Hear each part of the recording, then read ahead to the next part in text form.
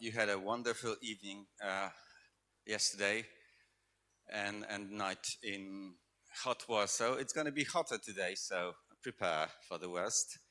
But while you're preparing, we still can enjoy a little bit of a breeze, and we can welcome our last keynote speaker, Cameron Buckner from the University of Florida now, who's now known as the philosopher of deep learning, mostly because of his deep interest in learning and meaning that has spanned various areas from comparative cognition through theories of content to understanding deep learning and how deep learning is connected to traditional philosophical issues such as empiricism. And with that in mind, we thought it would be a great idea to have him here because that work is obviously relevant for how psychology and philosophy are doing today with the huge surge of interest into large language models, and large language models unsurprisingly feature as one of the most important topics for this talk. So let's welcome Cameron, and the floor is yours.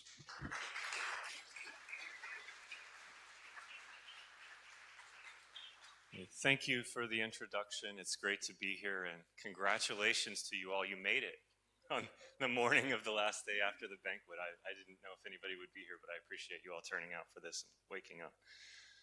So I'm going to talk today about large language models as models of human reasoning, and I'm especially focusing on the so-called large reasoning models, using air quotes for the philosophers as to, right, the question is there anything that's really worth calling reasoning here? And how would we know, especially focusing on the latter question. I'm going to start, though, a little bit to just orient my last 5 or 10 years of research in this area that Marcin was mentioning.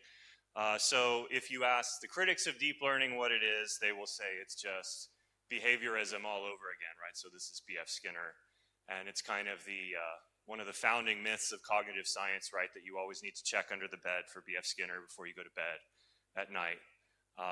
And Chomsky taught this to Pinker, and Pinker taught this to Gary Marcus, who's now maybe the most prominent critic of deep learning today. And so the worry is like, this might look cool, but it's all really just neo-behaviorism. And so it's not doing anything that philosophers or cognitive psychologists should take seriously.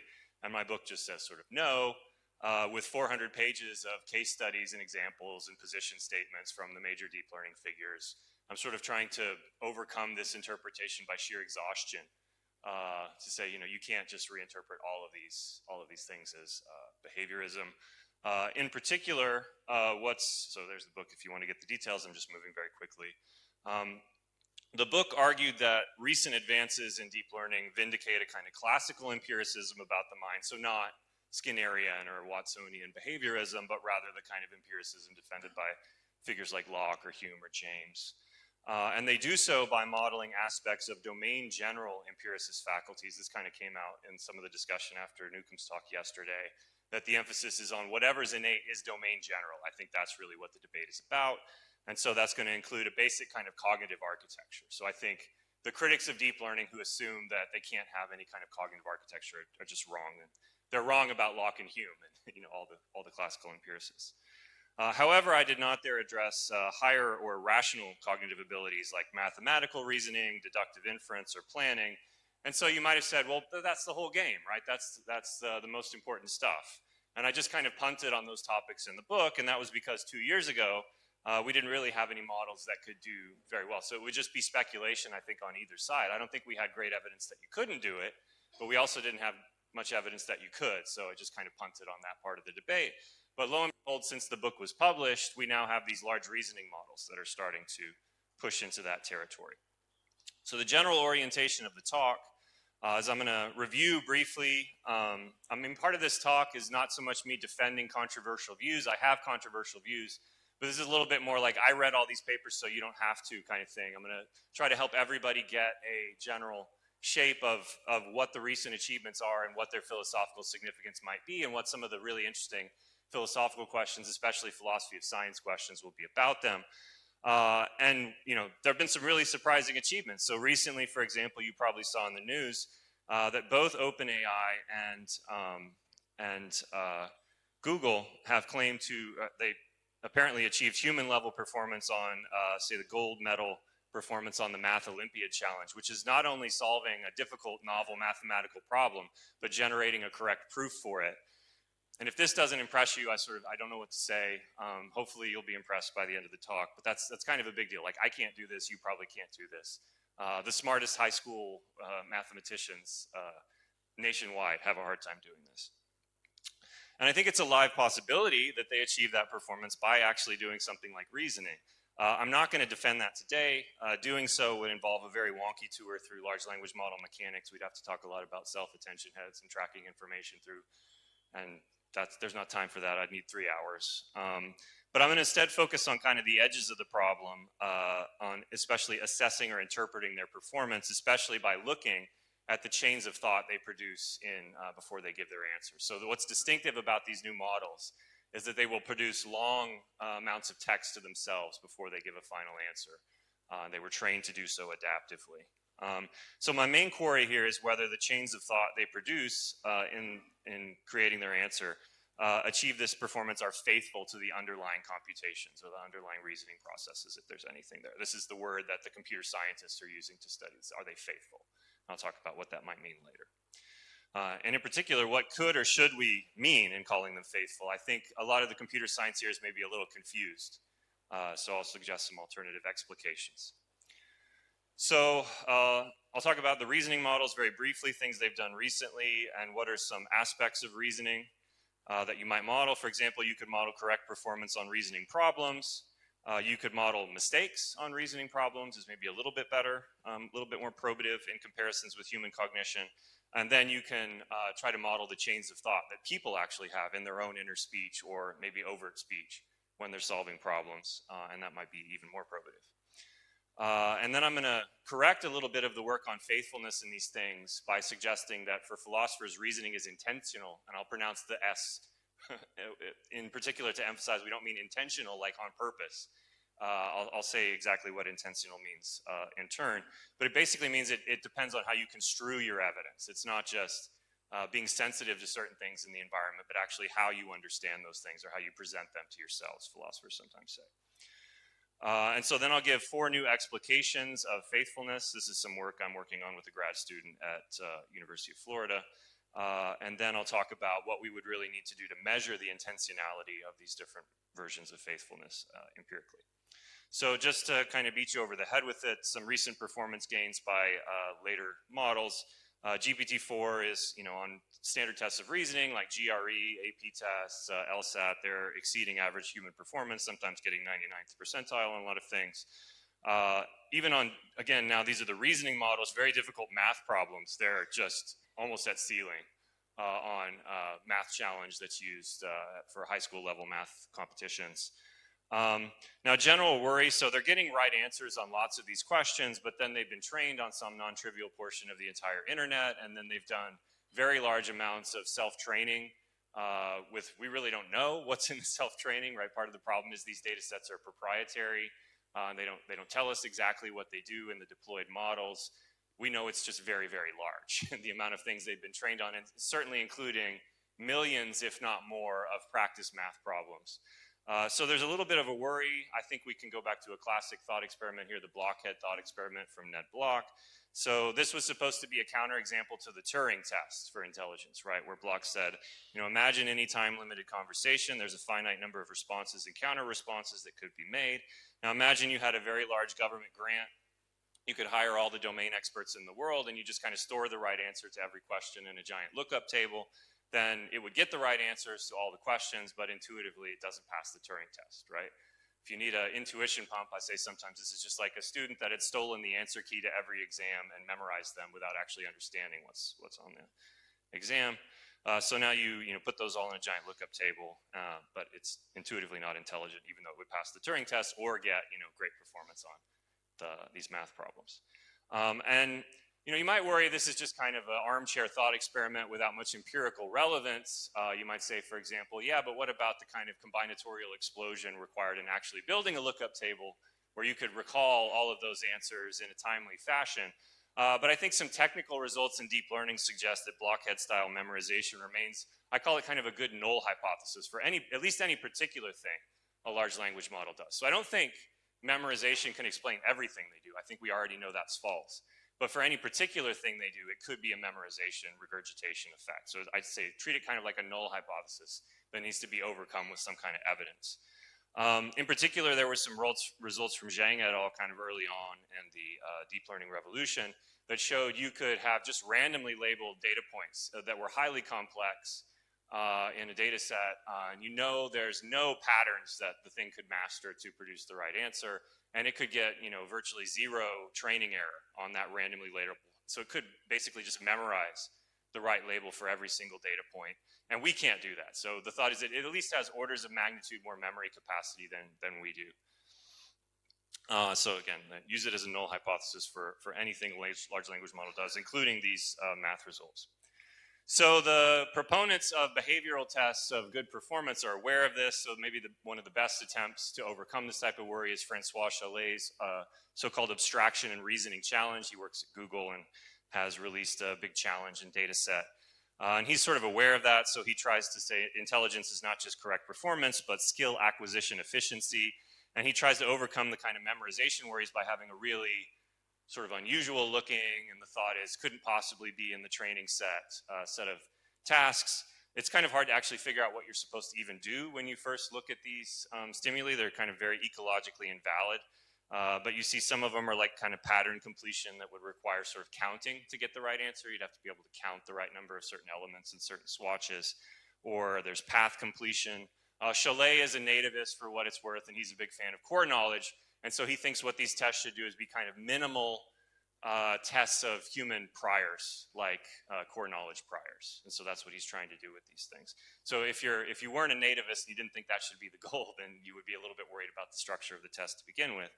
I'm very worried about the ecological invalidity of it. So again, I think if you threw these at children, I'm not sure the children would be actually that good at most of them. But I'm also worried because I'm not sure we fully overcome the memorization things. I know, as a matter of fact, what a lot of the people who enter this challenge are trying to do is guess what Chalet did to create the test train splits and then train them on synthetic data, and then sort of you might get lucky and figure out what he did. If you want to get deeper into these purely kind of psychrometrics inspired tests of correct performance, this is a very nice book by Jose Hernandez Arroyo who ties it to this algorithmic information theory. There is a big theoretical apparatus here that I don't want to say is, I don't want to poo-poo at it. It's a serious intellectual thing, but I'm generally skeptical that this whole approach, the psychometrics inspired tradition, is going to get us what we want. I mean, I have to admit, I'm sort of one of the people that's skeptical that something like general intelligence even really exists in humans.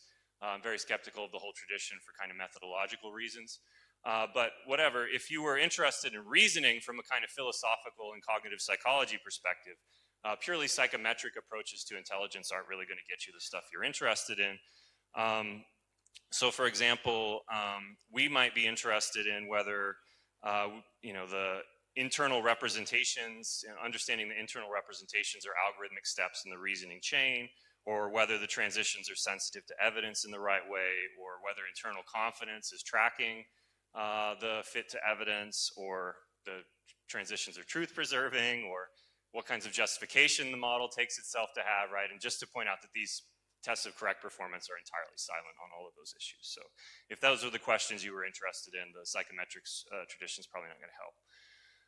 There is a slightly better tradition that has an old pedigree, all the way back to the kind of early days of PDP connectionism, which is to show that your model not only produces correct performance, but also reproduces kind of distinctive biases and errors that humans make on the same reasoning problems, right? So that's, like I said, long been an idea in the connectionist tradition. You might remember the kind of McClellan and Rummerhalt model of verb conjugation, where if you show you get these overgeneralization errors that children do in the course of learning, like you go from go to goad, and then later you learn the exception it went, then the thought is that's evidence that you're using the same kind of algorithm under the hood that humans are, because if it was only trained on correct performance, right, then there's no reason why it should recapitulate the distinctive mistakes that we make in, say, conjugating verbs as we're learning them. So we might ask, well, do the large language models recapitulate human reasoning errors in this way? And there's been, in DCNNs, the computer vision models, there's been intense interest in this question to try to see if these are good models of human perception. So for example, there was a lot of debate as to whether DCNNs recapitulate the shape bias that humans have. So we tend, if you show people a new, even children, a new object, and you ask them what category it's a member of, and it's kind of conflated, where it, say, has a texture that suggests one category and a shape that suggests a different category, humans tend to have a shape bias, right? Whereas it looked like deep convolutional neural networks tended to have a texture bias, right? And it was pretty resilient texture bias. So for example, if you show both humans and not LLMs, DCNNs, this weird picture of a thing over here. Again, ground truth, what's the right answer? I don't know. But the humans will say it's a cat because it's got a cat-like shape, and the DCNNs would tend to say elephant because it's got elephant-like texture.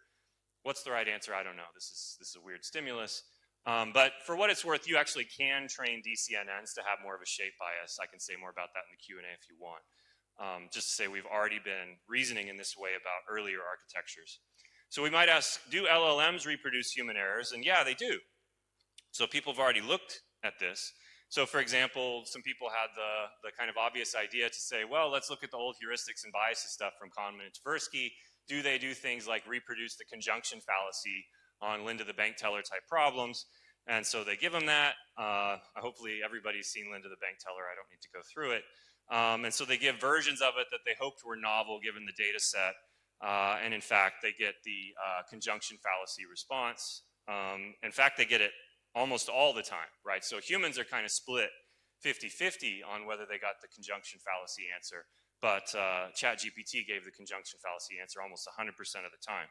So do we here say, yeah, great, we've shown that they're using the same processes under the hood because they produce the same distinctive mistakes? And here I would say no, because they weren't trained only on correct performance, right? They were trained on the whole internet, and guess what's on the internet, right? Not only examples of the conjunction fallacy in the psychology papers, but like everything on Reddit. And there's probably a lot of reasoning errors on Reddit, right? So this maybe doesn't work in the LLM case on the basis of how they're trained. They also, and this is worse, make a lot of mistakes that humans don't make. But I'm going to suggest it's kind of philosophically a very difficult question here to decide which mistakes are acceptable and which mistakes are disqualifying from having the right kind of reasoning process. So if you want to pursue this approach, again, I'm trying to give you like what's the best example of people pushing this line. There's a nice paper by Taylor et al. That talks about the signature testing approach to mapping biological and artificial intelligences. I think Ian Apperly was here. There's a kind of comparison to the theory of mind case there. So we might wonder, well, do these things have the same kind of signature limits on theory of mind tests that humans do? Tomer Ullman has a very nice paper here. There was some claims by DeepMind where they produced a model, and it could get the human answer on standard versions of the false belief test, right? And so they said, we have a model that has theory of mind because it can pass false belief Salian type tasks. But Tomer Ullman had this nice paper where he said, well, what if we do kind of trivial variants of the standard description? So he said here, for example, here's a bag filled with popcorn.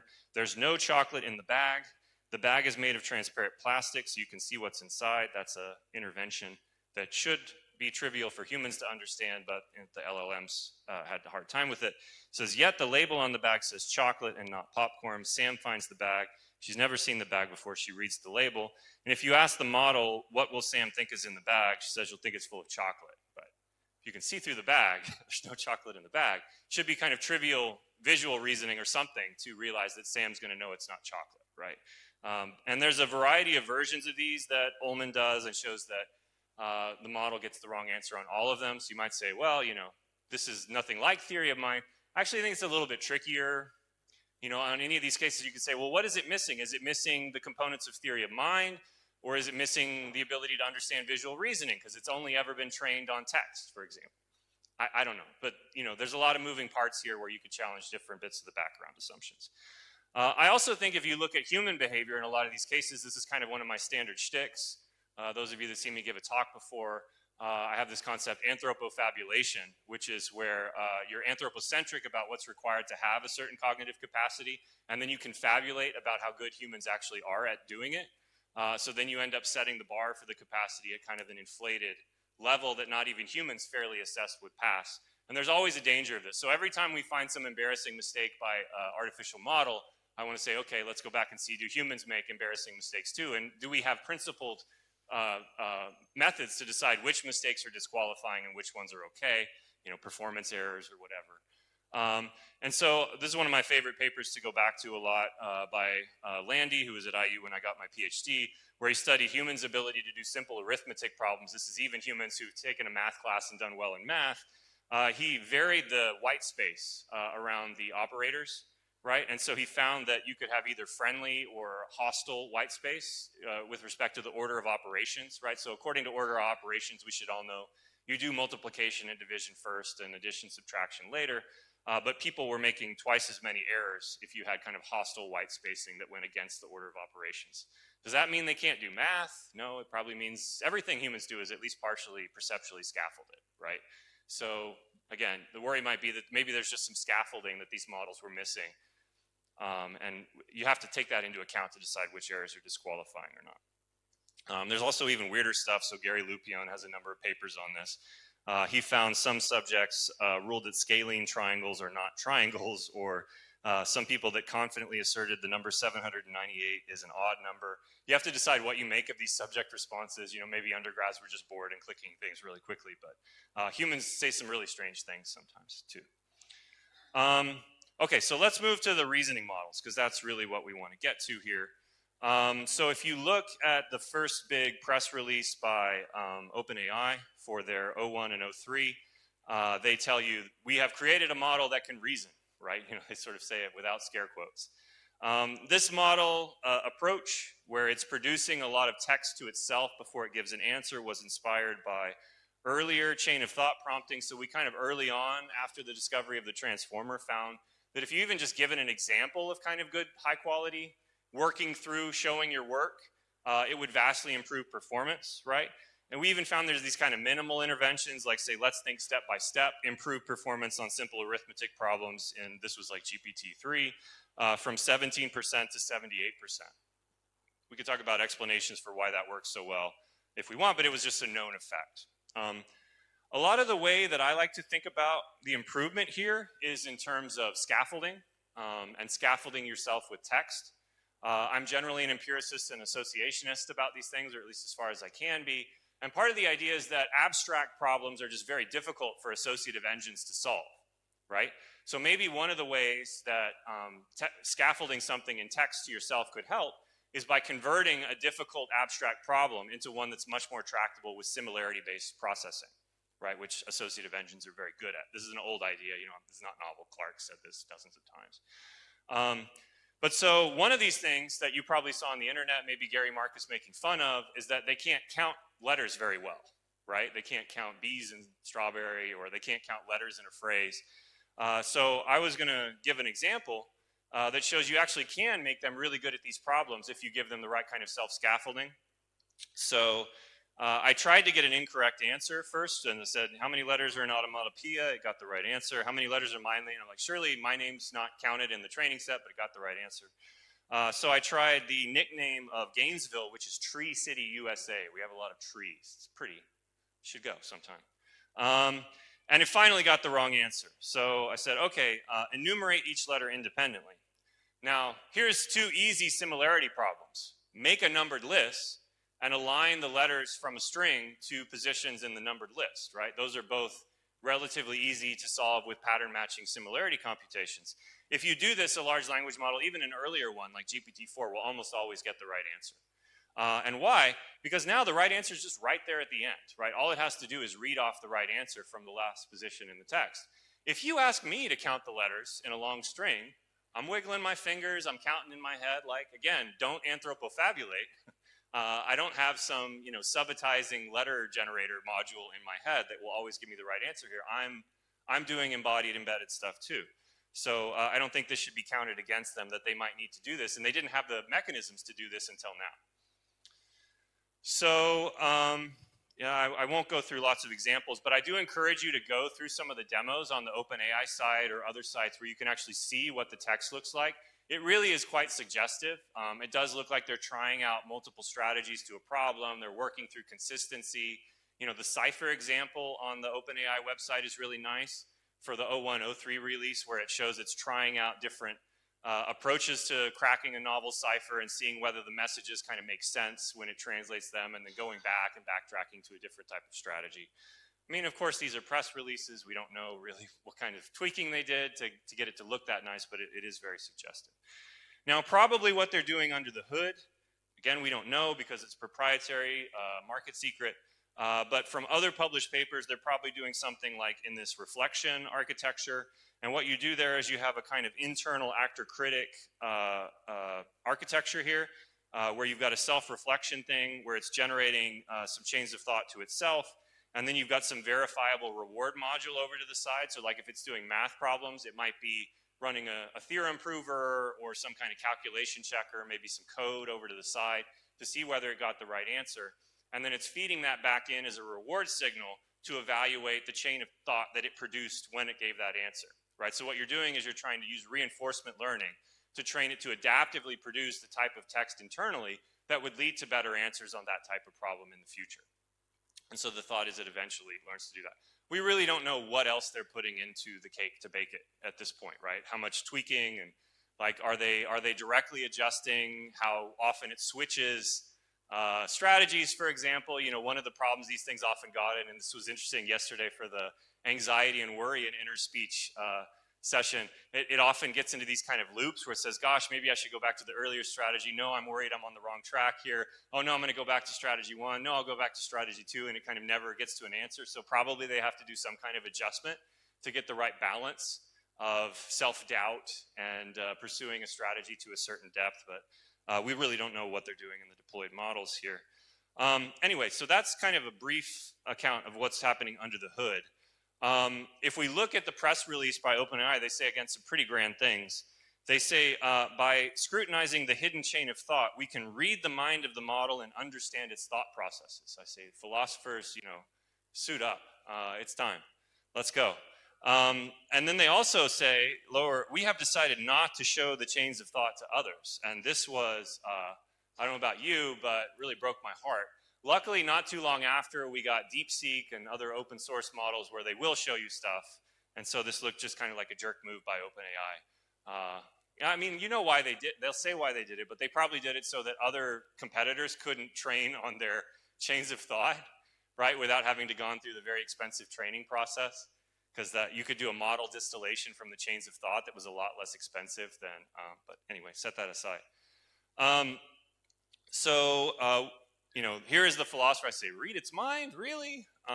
Well, let's be a little skeptical about that claim. And this question has also been challenged by a lot of researchers in machine learning already, in particular asking whether the chains of thought are faithful representations of the underlying computations that produce the answers. And here's, again, where I say philosophy and psychology of inner speech might have something to say, because we've thought about inner speech and its role in reasoning for some time, and it remains controversial even amongst philosophers whether we think in inner speech or with inner speech. And probably there's some insights from that debate that could be applied here. We need more information, I think, in particular, about the role that the chain of thought tokens are playing in producing the final output, if any. Right, because, you know, super skeptical is that it could just be kind of like rationalizations after the fact, right? Kind of epiphenomenal rationalizations that it produces, right? So, you know, in particular, we might worry that the blockhead style worries apply to the chains of thought too, right? So it seems like that's another hypothesis we would need to overcome with data, right? That it's just kind of regurgitating the kinds of things that a successful human researcher would say when it was solving that type of problem from its training set, again, which it had indirect access to through pre-training. So faithfulness, if you go to the computer science literature, is often traced to a paper by Jacobi and Goldberg, and they were there extracting faithfulness from earlier approaches to interpretability in like computer vision models like LIME. If any of you played with that, where you're using like salience mapping and stuff, they asked, are these faithful to what the model's actually doing under the hood? And this was just kind of adapted to the case of reasoning chains in large language models. And the Jacobi and Goldberg treatment has 3 key ideas, which they call the model assumption, that a faithful interpretation should recommend the same decisions as the interpreted model, and the prediction assumption that faithful interpretations recommend the same decisions if and only if, that's the part that I'm worried about, if and only if its reasoning is similar to that of the interpreted model, and what they call the linearity assumption, that some parts of a model's input are more important to its reasoning than others. You could be worried about that too, but I won't challenge it here. So there were some early challenges to faithfulness that might lead you to think that these are epiphenomenal or just justifications or rationalizations. In particular, there's a common paradigm that's been used in a number of different papers at this point, which is where you seed a fine-tuning set with a kind of answer bias, like you give it a bunch of multiple choice tests, and A is always the right answer, okay? And then you do it on the test, multiple choice questions, it always answers A. Does it mention the answer choice bias in its chains of thought? And it almost never does. In fact, the justification it gives in the chain of thought can be inconsistent with the answer it actually chose as A, right? So, you know, that's kind of an easy example, no matter how you understand faithfulness, as being unfaithful to the underlying computations that actually produce the answer. Yeah, so this Turpin et al. is one good paper in that respect. And there's some interesting bits if you get into the data really closely. So like in particular, the actual gap between the answer choice bias and non-biased fine-tuning was actually bigger in some cases for the reasoning model than the non-reasoning model. So, you know, it looks like reasoning might even make it more susceptible to this type of answer choice bias than not. And again, it's not saying the bias in the chain of thought. Now, why would you worry about that? Well, there could be obvious kind of safety and trustworthiness issues. Just, you know, it's not primarily my area of research, but I'll just mention this before moving on. So another example they did was they gave it a couple examples of vignettes, and all they did was vary the race of the person described in the vignette. And they know, based on it reliably giving different answers in the two cases, that the race was influencing the answer, but race was almost never mentioned in the chain of thought. So, you know, that's problematic. So, it could be using biases against protected attributes actually driving the answer in the underlying computations, but not ever mentioning that in the chain of thought. So that's just sort of directly against the safety implications that OpenAI told you for scrutinizing the chain of thoughts. Okay, so what are the problems with the faithfulness ideas from Jacobi and Goldberg? The treatment is kind of explicitly behaviorist in character, and this is where I want to say, like, come on, guys, I just spent 400 pages telling everybody you weren't behaviorists. Let's do better here, right? Let's take on board cognitive psychology and try to think about the internal nature of the computations that are going on. So part of their model assumption, for example, they say has the corollary that an interpretation system is unfaithful if it results in different interpretations of a model that make the same predictions. So in other words, you have to have the same interpretation for any models that are input-output equivalent. And that's just like, you know, if you've even gotten on board on Mars levels, you already know that algorithms to functions is many to one, right? So there could be many different algorithms that are giving you the same input-output transformations. And so this is a purely extensional criterion. That means it's only focused on the categorizations or the output decisions that things are making, and not actually how they arrive at them through internal computations or transformations. So for the psychologists in the room, I'll try to get you a little bit into this intentional, extensional distinction that philosophers love. If you had two categories, creature with a heart and creature with a kidney, but they were extensionally equivalent in your data set, that is, those two categories had the same reference, because any creature with a circulatory system has both, then you couldn't give a faithfulness interpretation of the chain of thought that reasoned in terms of creature with a heart, but didn't also reason with creature with a kidney and vice versa. Where again, if you were talking about projected attributes that were conflated in the data set, for example, race and zip code where housing is segregated, then this would be a big problem, right? Because you might say you want to know what is the actual basis? How is it construing its evidence, not just what is the input-output patterns in its behavior? So in general, it's kind of frustrating to a philosopher. If you go through this area, there's hundreds, maybe even thousands of papers at this point on faithfulness, and they almost never stop to say anything about what reasoning actually is, right? So philosophers have said things about that. So if we looked at the philosophical work on reasoning, again, philosophers think reasoning is intentional, and I think most cognitive psychologists would also take reasoning to be intentional in this way. That is, it depends on internal computations, where two procedures that are input-output equivalent aren't necessarily intentionally the same. In particular, methods which are known to be optimal might all converge on the same choices, but without using the same reasoning processes. So I think this is a really big worry. We know that these artificial neural networks trained by gradient descent are all-purpose function approximators under certain assumptions, right? So anytime you have an optimal an optimal agent, whether it's humans, maybe it's a Bayesian agent, maybe it's an artificial neural network trained by gradient descent. You can say they're all going to converge on lots of problems on optimal answers, but they're using different procedures to get there. So if you cared again about the quality of the internal reasoning, you need a less behaviorist construal. Philosophers in this area and my own work in this area has drawn on Boghossian's so-called taking condition as a criterion for what we're looking for here. It says inferring necessarily involves the thinker taking their premises to support their conclusion and drawing their conclusion because of this fact. So it's a causal notion, and the thought is they're construing their evidence in a certain way, and on the basis of taking it that way, make the decision they do. Some people interpret this to implicate consciousness. I don't. I have a much more deflationary interpretation of this, which you can see in my PPR paper if you're curious, which I started independently in animal cognition for what it's worth. So it wasn't just tailored for AI. But I don't think you should be too intellectualist about what this requires, but it does need, you need some kind of sense in which the agent takes its evidence in a particular way. Philosophers also typically distinguish explanatory reasons from justificatory reasons. And, for some purposes, maybe justificatory reasons are all you care about. You don't care how they actually got to the answer, you just care whether the answer is justified or not. But for these causal questions, we do care about explanatory reasons, right? So ideally, we want to know that the chain of thought is faithful means that it's telling you the actual causes in its internal computations that led it to make the decision that it did. Okay, so I'm going to go through a little intermission here and review some early evidence as to what the steps of the chain of thought are actually doing here. Okay, so it's just a known and widely accepted fact that the models that self-generate chains of thoughts, the large reasoning models, so-called, are better at these types of problems, right? So the performance gain is not disputed by anybody. The question is, why does the performance gain exist on specifically these types of problems? It is specifically to these types of problems, right? So we even find they're not as good at non-reasoning problems sometimes. Sometimes having a reasoning model solve a task that doesn't really require reasoning has worse performance than a non-reasoning model. So it really does seem to be specific to sort of math, multi-step planning, difficult logical inference problems.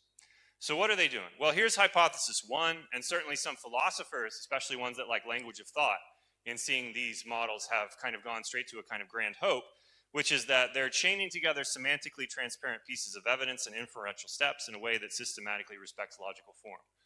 Wouldn't that be nice? I'm going to be kind of pessimistic. Insofar as I'm making an argument here, I'm pessimistic that this grand hope will be realized here. After all, there's still artificial neural networks under the hood. But then there's another hypothesis I'll talk about, and this is slightly hopeful. There's still something pretty interesting and topic relevant going on in the chains of thought, and that's that they're chaining together islands of probability calculation that would otherwise be distant or inaccessible from one another. I'll tell you what that means in a second with some nice images.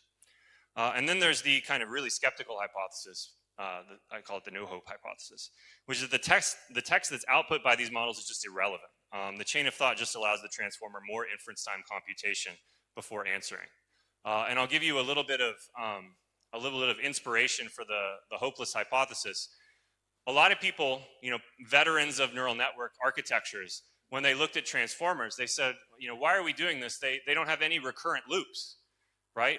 We've known for a while that for these difficult problems, you need recurrent loops from the output back to the input so they can cycle through and devote a whole lot of computation to the problem before they give an answer.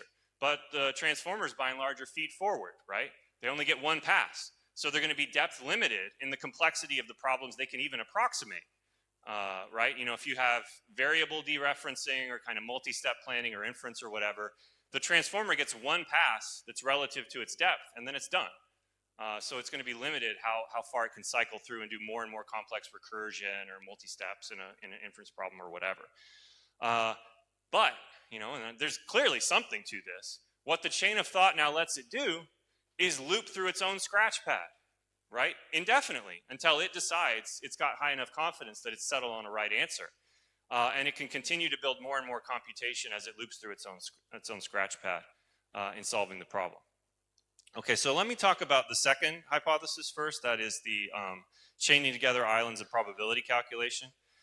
So there's a nice paper by Goodman on this where they say, well, look, one of the reasons difficult generalization problems are hard for these models, if you've controlled for memory contamination and so on in the training set, is that these two variables you're asking it to evaluate have never co-occurred with one another in the training set, right? That's one way of thinking what makes a generalization problem difficult. So if it's seen it before, it could just say, well, these are the two values of these variables when they co-occur. So suppose you're asking it to evaluate variable f on the basis of some information in a vignette about variable a, but a and f never co-occurred. Well, a might have co-occurred with b and c might have co-occurred with d and e might have co-occurred with f, right? So if you could turn it into a giant conditional chain probability calculation, you would have a more accurate estimate of f in terms of a than if you just did them as point-wise estimates, right? So what the chain of thought might let them do then is you mention A in the context of B and C, and then you mention B and C in the context of, and so on, right? And then you're kind of informing intermediate estimates of all the variables before you give the answer. So to kind of provide some evidence for this, they did an analytical model of chained conditional probability calculations, and they show that it would get a similar bonus benefit in reasoning problems. They call this the reasoning gap over one that just did point-wise estimates of the probability. So I think there's something nice to that. But jumping to the third hypothesis, there are some somewhat distressing results. So in particular, this paper by Bowman also, they trained a model to just produce ellipses indefinitely before it gives an answer. So in other words, it's just outputting ellipses before it gives an answer. And they also got a benefit. It wasn't as big as the benefit you get in these reasoning models, but it was also not insignificant benefit. So one thought could be, these ellipses are kind of just like fillers that the self-attention mechanism can kind of inject additional meaning into each time it does it and use them for intermediate calculations. But then you know the text that's there is not telling you anything about what meaning has been injected into them, right? It's just giving it an opportunity to use its own scratchpad. Is kind of like variable fillers or whatever to put whatever information is useful at that step in the process. There was another one, there's a number of papers like this. So another one did silent pause tokens even and got some similar results. Again, don't anthropofabulate. So I have to push back to humans. Humans also use pause tokens, right? Or filler tokens in their speech. So I don't know if you tell your graduate students not to say and yeah and stuff in their talks, but there was this fun study by Berge and Dideo where they studied the information throughput in people's speech. And they showed before people started producing filler tokens like and yeah, there was a sharp drop-off in the information throughput of their speech. And then they go, yeah, and then when they start talking again, the information content is much higher again. So it even looks like humans might be using these things adaptively. Just to suggest again, using filler tokens would not be disqualifying. Humans do it all the time. So another approach here that I haven't mentioned yet, but I'll come back to at the end, is that it could be more about qualitative reasoning strategies, kind of large-scale reasoning strategies. And for this, I mean things like verifying an answer that you've kind of provisionally come up with, or setting sub-goals that need to be completed in the course of an answer, or backtracking to an earlier strategy, or backward chaining answers together. This is another paper by Goodman. I despair here a little bit because every time I have a good idea of something to study, I find Goodman published a paper on it. So you've had this experience too. It's like, slow down, man. Leave something for the rest of us. But he found that you could prompt the model to do more or less of these behaviors because these were kind of qualitative behaviors that were seen in these long reasoning chains. And it would improve the performance if you prompted models that weren't already doing a lot of this, like Qwen or whatever, to do more of it. It would sometimes improve performance. So that could be another thing to study. Okay, so putting that all together, this is the new philosophical conceptual part that I'm working on now with this grad student of mine, Arjun Krishna Kumar. So what are different things we could look for from a measure of faithfulness? And I've gotten the question, which one is the right one, Professor Buckner here? And I'm like, no, it sort of depends on what you're interested in, right? We just need to be clear on what we mean, okay? So one notion of faithfulness that kind of corresponds to the grand hope is that the syntactic structure of the sentences provided in the chain of thought reveal the formal structure of the underlying computations that the model performed to convert the input provided and output it delivers in the final answer. Okay, so in other words, you get the syntactic correspondence between the syntax of the chain of thought and the syntax of the underlying computations. There's another one that I call configural faithfulness, and this is kind of, if you know any of my other work, this is kind of tailor-made to fit my deflationary approach to rational inference in associative learning systems. This is that the chain of thought shows that the model has categorized something as a member of a particular category, given a context-sensitive match between the exemplar and the configuration of microfeatures that are associated with the category. Right, so the idea is you're knowing which features was assessed for a particular inferential step. And so that's the sense in which you know in which way it's taking its evidence to support the conclusion it draws from that step.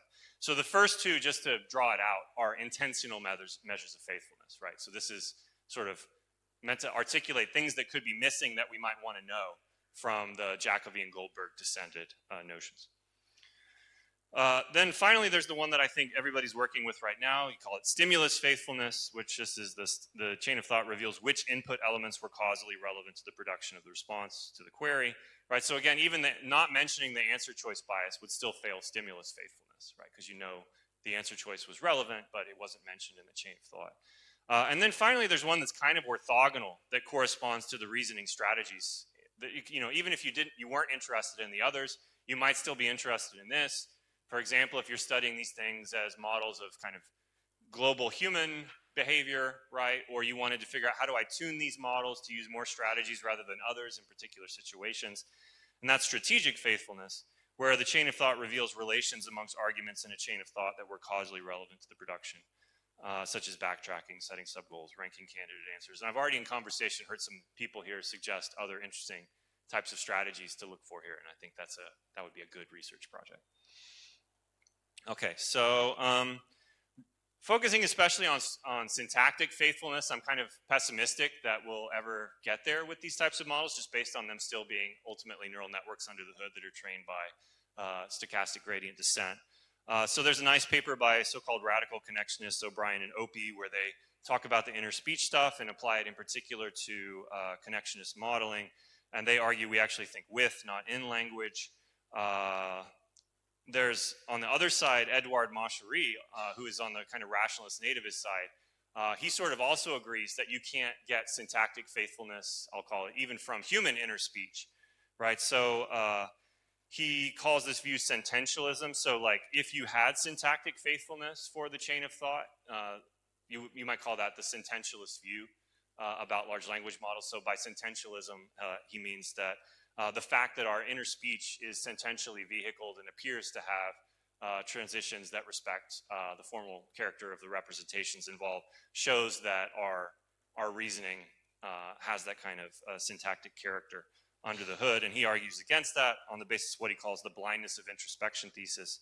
So he says the fact that P is a property represented by a thought does not license per se the inference that the thought itself possesses P. Here he uses the analogy of thinking about a green triangle.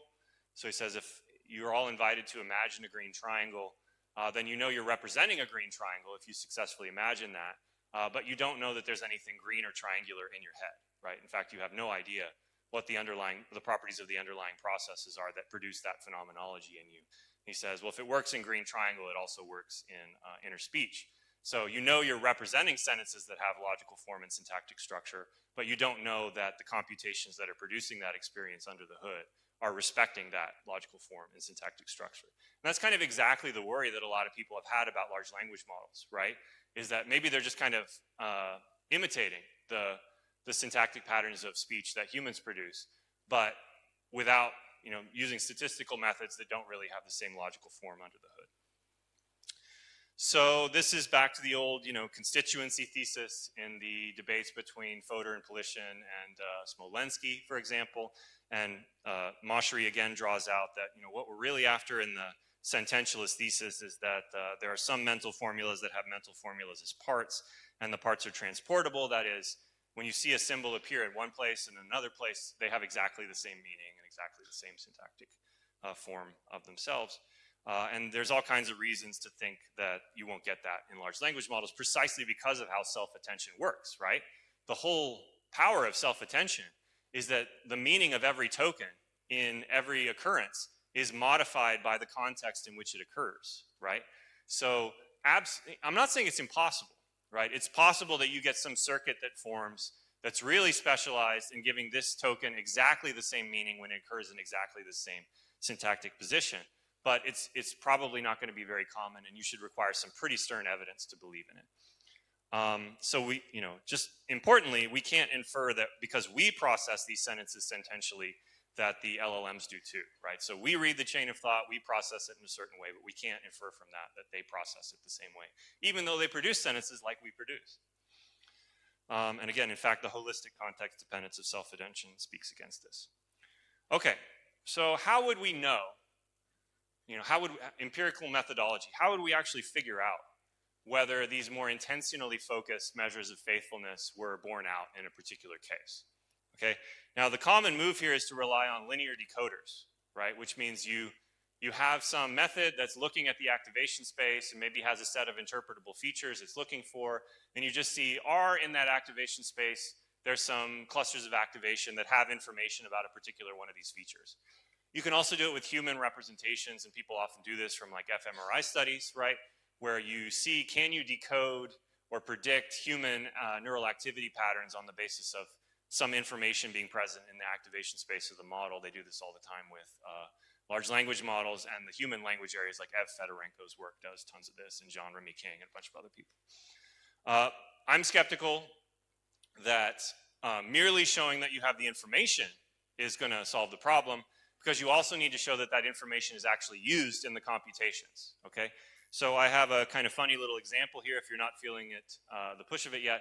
So back when I lived in Houston, I had a friend who lived in Katy. If you know Katy, actually my cousin, I'll pick on my cousin. So I had a cousin who lived in Katy. It's just kind of a boring suburb, of a big city. And suppose they invite me one too often, and they have this really annoying live, laugh, love decoration that's always annoyed me. And then, they get a phone call and they leave me alone too long. And so I take this decoration that's always driven me crazy and I throw it in the pond in their backyard, right? Now, suppose my cousin is a computer scientist and he has a linear decoder and he can turn it on the ripples on the surface of the pond. He can maybe decode, based on the patterns of the ripples, which words were thrown in. And so from that, his robot accuses me, and I get busted for having thrown their beloved decoration in the pond. But that doesn't mean the pond is like using that information, right? It means that the input was complex and perturbed the surface of the water and produced patterns that if you knew what you were looking for, you could interpret the ripples on the surface of the pond and tell what input was put into it in a certain way, right? And so you have to worry that there's something similar going on in a lot of these cases of linear decoders or showing correspondence with human representations in the brain, is that you've got two systems that are being perturbed by the same input. And then you can see, that it kind of filters through the activation space in both models, and so you can predict the one on the basis of the other. But it doesn't mean that they're using that information in any significant sense. So my general take in this area is that in order to show that the information is actually used, you need to use a family of methods that are called mechanistic interpretability, especially internal mechanistic interpretability. So I call this Buckner's repugnant conclusion, sorry philosophers, for any sufficiently large and complex model that's trained to find its own solutions, configuring many relatively simple components through gradient descent learning, you can't answer any philosophically interesting questions about it without actually gathering evidence on its acquired representations in causal organization, which are empirical questions. Sorry, we have to get our hands dirty with computer science. In particular, we should look to philosophy of science for the best methods here. And in fact, the machine learning researchers are often directly inspired by the best methods in philosophy of science. They're citing Craver, they're citing interventionist causal work from philosophy of science. They say if you want to show that something really plays a causal role in the system, you should wiggle it and see if the output wiggles in the appropriate hypothesis-driven direction, right? So that's what they're doing. I'll give you just one quick example since I'm a little short on time.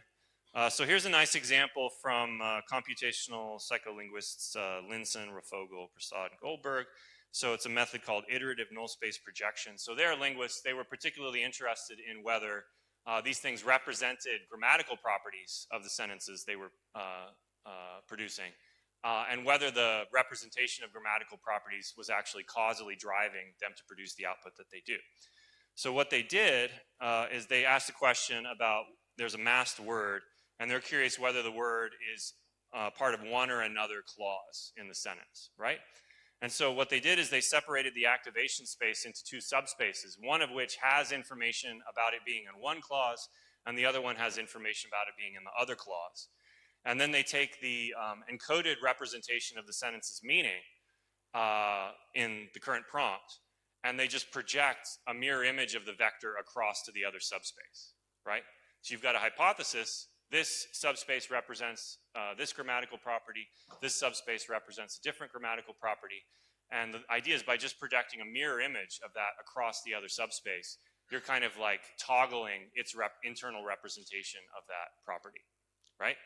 So the thought is, this is the thing, wouldn't we all love to be able to do this in human subjects?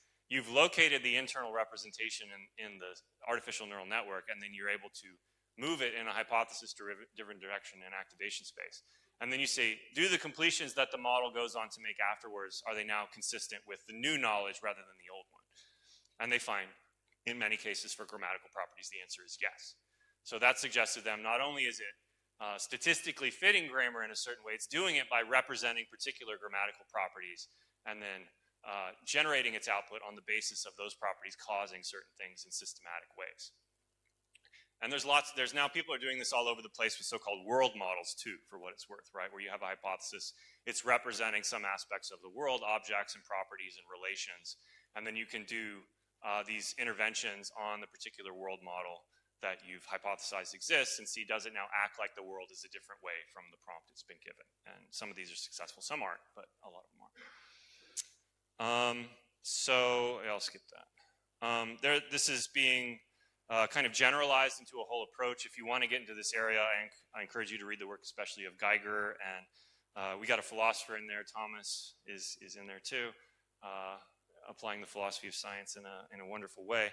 There are even, so the idea here is to scale this up into a fully systematic approach, kind of an interpretability method for the whole organization of the network, is you can develop a whole causal model that you think is about the variables and the way they interact with one another in the model, and then you do a systematic set of interchange interventions, they call them, where you're doing things like the activation patching or the iterative null space projection, to then verify that each component in that causal model plays a role in generating the model activations. So they've done this, for example, at scale in a small version of Alpaca. If you want a kind of philosophically motivated review of that work, Raphael Milliere and I have this paper and a couple others where we review it. I'll just end that in some cases there is work that might approach syntactic faithfulness. So it is possible. I think it's pretty rare. So you probably all heard, or if you've been following machine learning at all closely, about the so-called double descent phenomena in model training that kind of bucks the received wisdom in machine learning. So the standard story about overfitting was this worry that if you just keep training the model past the point where it gets pretty low or almost zero training error, you're going to get overfitting, right? That is, the model is going to start to learn spurious correlations that don't generalize to the test set or to other data sets. So you should stop training when you reach zero training error. But in large language models, we found that actually, if you just keep training, then actually you get another dip in the generalization error. So it gets pretty good, and then suddenly it starts getting worse again on generalization, and then it jumps up to a much higher peak. In some cases, like almost perfect performance on the generalization error. And here's an example where this happens. These researchers call this grokking. Grokking, like it suddenly just really latches on to the right answer if you train it way past the empirical loss ceiling. And this was for a addition arithmetic thing. So there's an algorithm that human arithmetic people have known for a while called modular addition. And this is where you pick a modulus for a certain number, suppose it's 10, and then you have a circle. And the idea is every time you're adding one unit, you move a vector along that circle. And then when you reach all the way around, you've exceeded the modulus. You have another circle over here, and you record the answer. So guess what? You can do that algorithm in vector space, right? Vectors are very well suited to doing this algorithm in multidimensional vector space.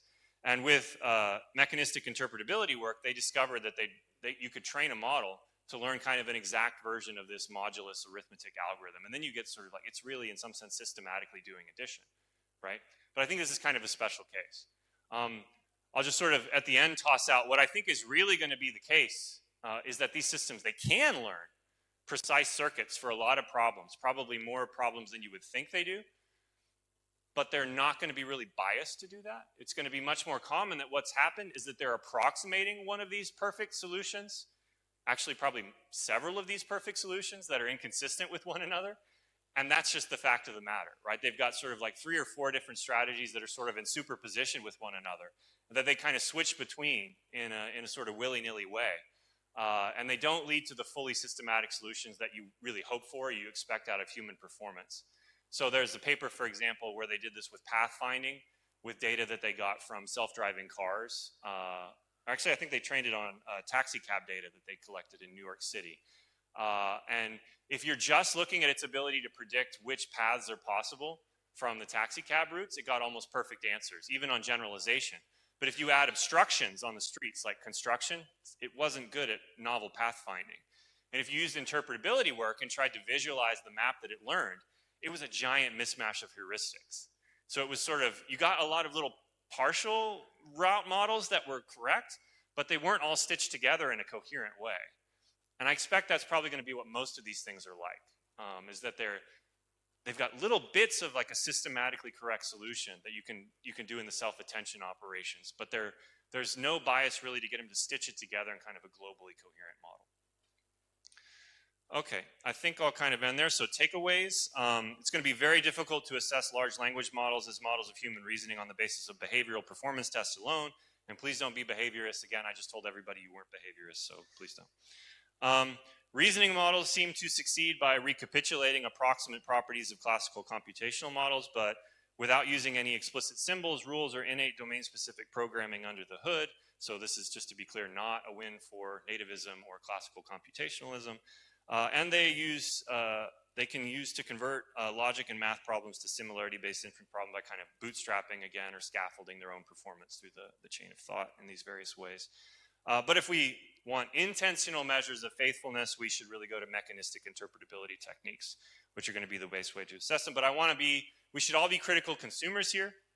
And when I'm advising my students and advising your students too, I say there's some great dissertations to be done here now on being kind of a critical consumer of these mechanistic interpretability nodes, because they're all brand new and like sort of the possibility for false positives are poorly understood, or what are like the limits of these models. And so that would be a great project for people to work on. Okay, thank you.